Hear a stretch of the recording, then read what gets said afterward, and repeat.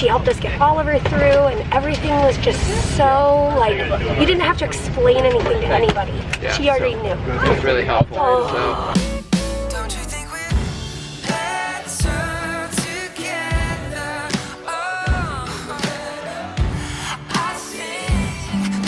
Good morning. Good morning, it's guys. Trap day.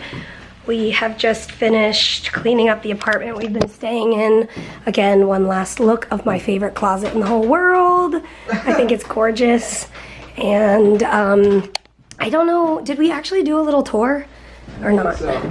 Well, there it is. All right, so basically this morning was just waking up and doing like Vest and Mists, and Peter edited the vlog and he's uploading it now. We've packed everything. We're gonna put everything in the car, and then we've got a couple of hours before we need to drop the car off to the rental place. So we're actually gonna visit the Christmas market here in Chicago, which we've never visited before. We went to the Christmas market in Scotland, of course, and we loved it. So we are excited to go see that. I can't decide whether we should like eat something really exciting and fun there, or if that's like a little bit living on the edge and we might get explosive diarrhea in the airport. I don't know. In Scotland, we got the German cheese sausages. They were like this big and they were amazing, but we'll see what they have. I hear that they have giant soft pretzels, so that would probably be pretty safe on our stomachs.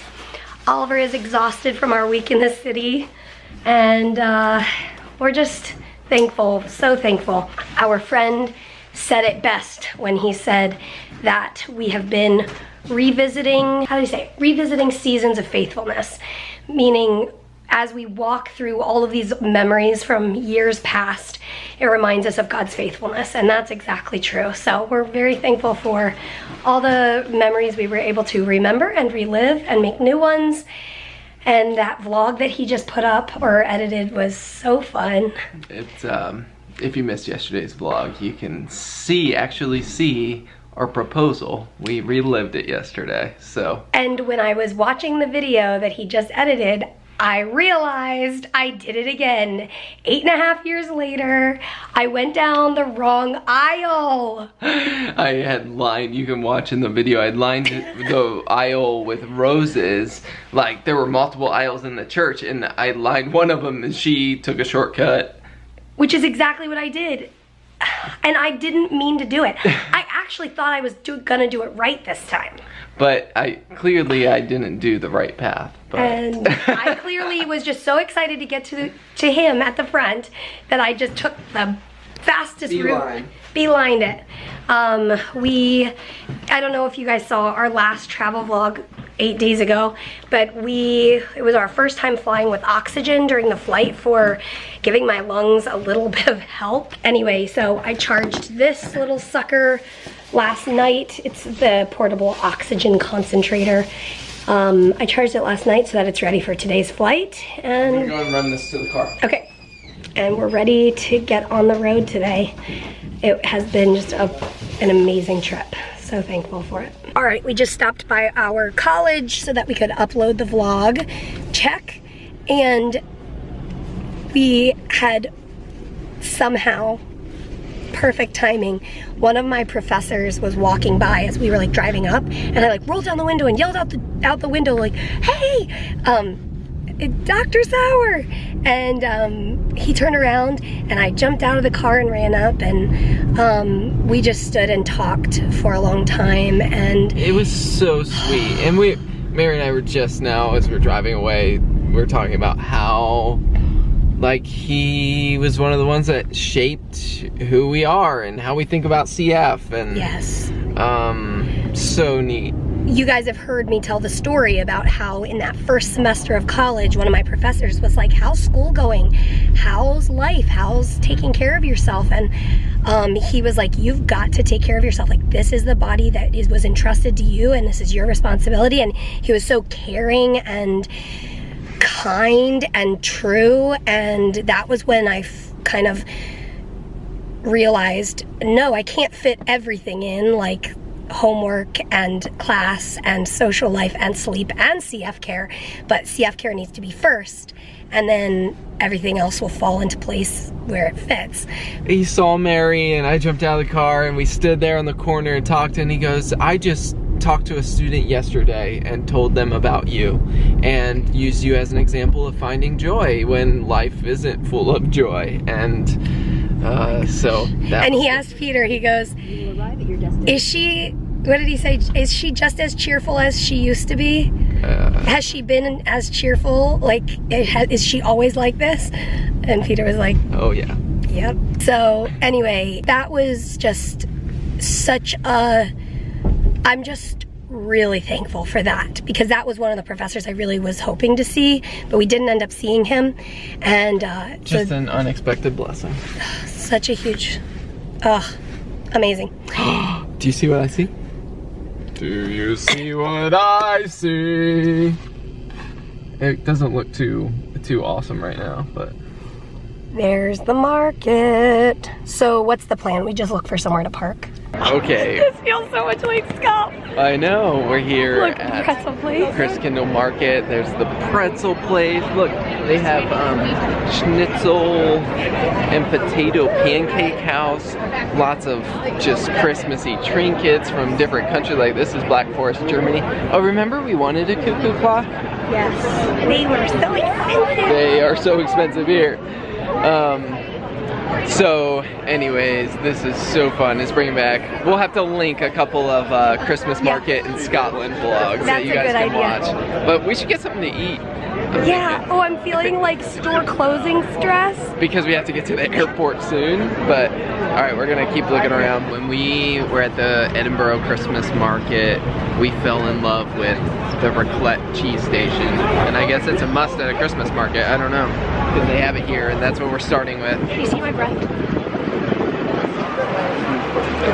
So, we got some hot cider.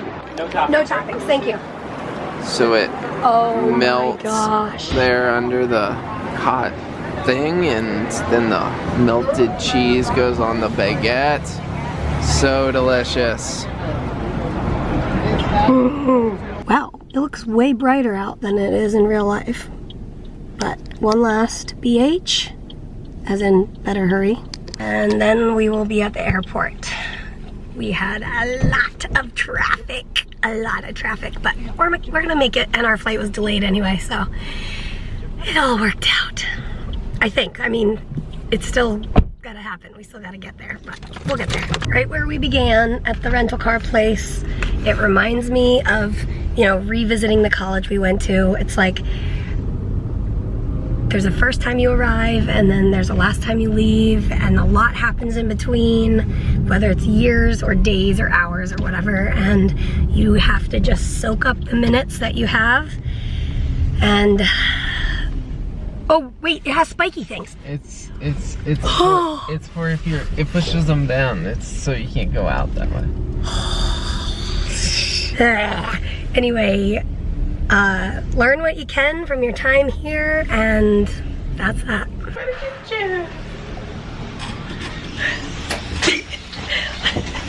What? I had the camera. Did you catch me saying, good job everybody, good job? We have to cheer each other on. That's cold. To breathe. Yeah, the breathing's not happening. It's okay. Okay, now I'll take the shuttle to the terminal. I was so thankful. I was breathing good at the outdoor market today. Yeah, that was good. I'm really thankful for that. Too cold out, yeah, which was nice. Wasn't horrible.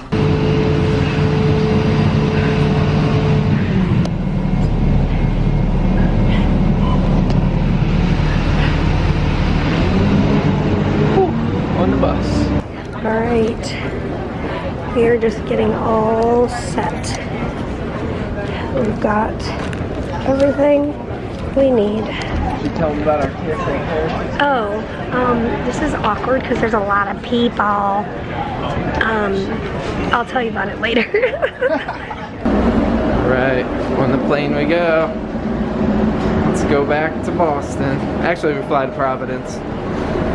Here we go. Okay, we are on the plane. I wiped down everything, and we're in the same bulkhead seat that we were in last time, which was really nice. So we had arranged with TSA Cares. At some airports, they have people who can basically walk us through security to make things a little easier. Yeah. It was really helpful. So helpful, so good. She like called this morning and said like, text me back or call me back. So I texted her back and we were just like texting back and forth. And she was like, just let me know when you get here on the shuttle. And she met us right outside, helped us get our bags in, then checked in, and then took us down to security. One, it was an area with still people, but like less people. So one, less germs. Two, she specifically took us through security. And so she knew everything in my bag is medical, and like she knew the oxygen thing, and she swiped it, she took my hands, and she helped us get Oliver through, and everything was just so like, you didn't have to explain anything to anybody. She already knew. It was really helpful. So we are on the plane. They're still boarding. All the people are getting on, but we're just gonna sit back, relax, and enjoy the flight.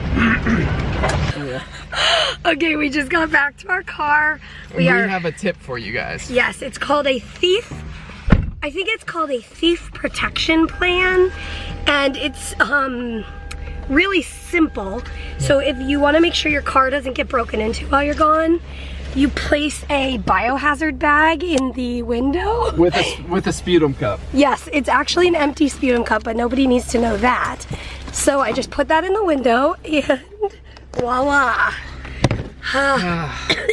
We made it, guys. The flight went well. Way easier. Yeah, it's so crazy going Boston to Chicago. It's almost an hour longer. Yeah, I think it is an hour longer going out to Chicago because I guess the jet stream or whatever they call it. Magical airflow. I guess there's magical airflow from Chicago to Boston. So this was a lot shorter. So. And the air nozzle above our heads worked this time, which helped significantly. Whew.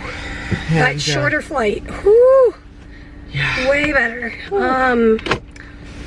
Holy moly. Make sure the heat in the house is on. We had such an amazing week. I think we're gonna say it 1,000 times over. Yeah. Just how thankful we are for that week. And how thankful we are for just like this reprieve.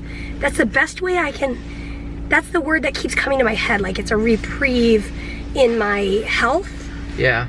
Like, of course, obviously I still have CF, but like, just from like 2 months ago maybe to now. But anyway, we're just thankful for that. Tomorrow I'm starting the lower dose of steroids.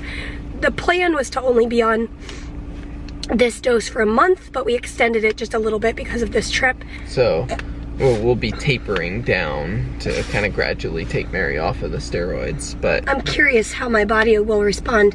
Yeah. I'm hoping my appetite sticks around. Me too. I'm hoping that the like moodiness of the steroids, I hope that goes away.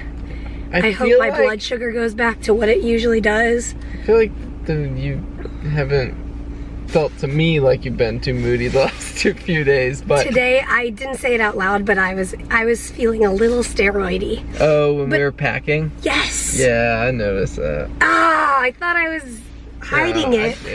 You were doing a good job. Thank you. But thanks for putting up with the steroid issues. Honey, I will put up with anything. Like Mary said, we're so thankful. Some highlights were that Mary ate Portillo's almost every day of the trip.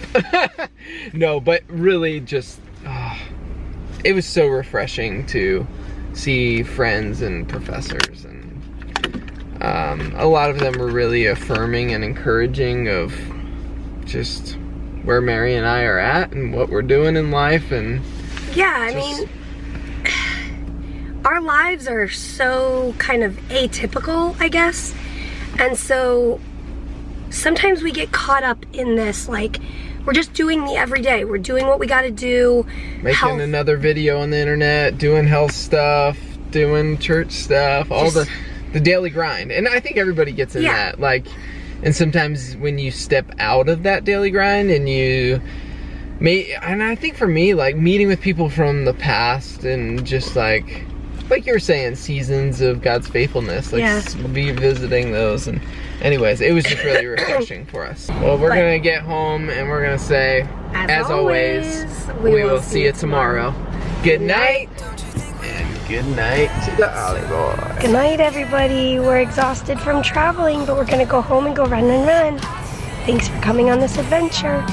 We'll see you tomorrow. Love you.